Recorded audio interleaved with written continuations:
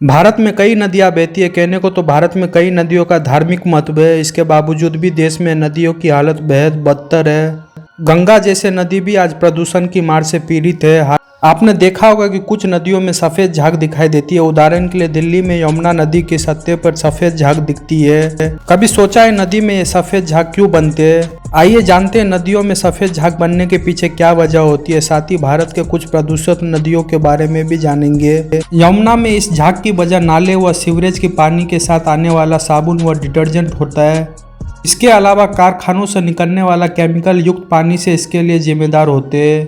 आज भी शहर के कई हिस्सों से सीवर का पानी नदियों में जाता है। मानसून के बाद जब नदियों का जल स्तर कम होने लगता है तो प्रदूषण कण एक परत बना लेता है।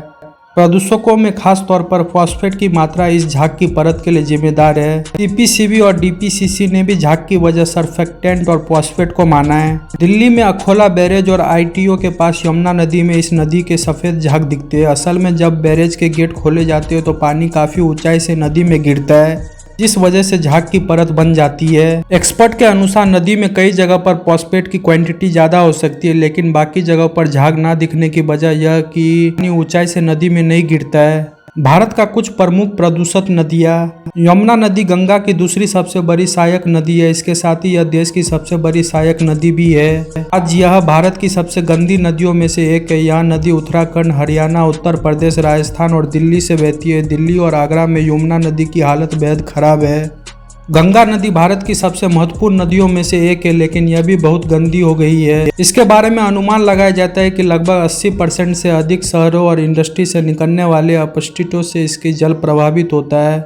साबरमती नदी गुजरात राज्य में बहती है और इसमें बहुत सारे गंदे पानी डंपिंग का सामना करना पड़ता है। दामोदर नदी गुजरात, मध्य प्रदेश और महाराष्ट्र में बहती है और प्रदूषण की दृष्टि से एक अत्यंत प्रभावित नदी है।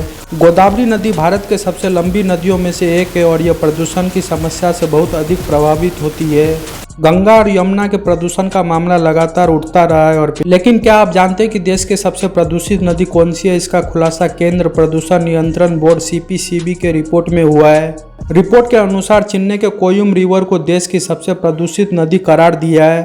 रिपोर्ट के मुताबिक अबडी से सत्यनगर के बीच नदी में बायोमेडिकल ऑक्सीजन डिमांड 345 मिलीग्राम प्रति लीटर है। देश के 603 नदियों में सबसे ज्यादा है। वही गुजरात के साबरमती नदी 292 मिलीग्राम प्रति लीटर के बीओडी के साथ दूसरे नंबर पर है, जबकि उत्तर प्रदेश के बेहाली नदी 287 मिलीग्राम प्रति लीटर के बीओडी मूल्य के साथ तीसरे सबसे प्रदूषित नदी है।